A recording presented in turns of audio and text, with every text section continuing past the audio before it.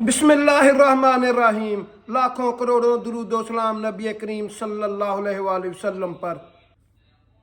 अगर कोई चाहता है कि वो जो दुआ मांगे उसकी दुआ कबूल हो जाए या उसकी बख्शिश हो जाए या वो ये दुआ पढ़े और उसकी नमाज कबूल हो जाए,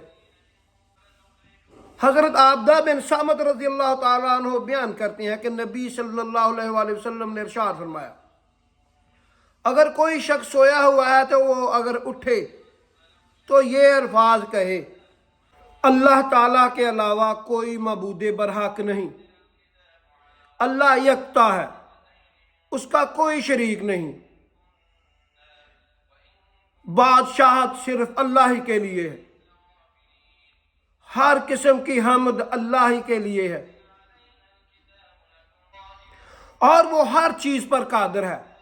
अल्लाह पाक है और अल्लाह ही के लिए हमद है। अल्लाह वहदहु ला शरीक है, अल्लाह बहुत बड़ा है। गुनाह से बचने की तौफीक और नेकी करने की तौफीक सिर्फ अल्लाह ही के लिए है। फिर इसके बाद वो ये कहे कि या अल्लाह मुझे बख्श दे, या वो इसके बाद जो दुआ कहेगा मांगेगा उसको अता कर दिया जाएगा। अगर वो ये कहकर नमाज पढ़ेगा उसकी नमाज कबूल हो जाएगी। ऐसी अच्छी अच्छी वीडियो देखने के लिए मेरा चैनल ज़रबुल इस्लाम सब्सक्राइब कर दें।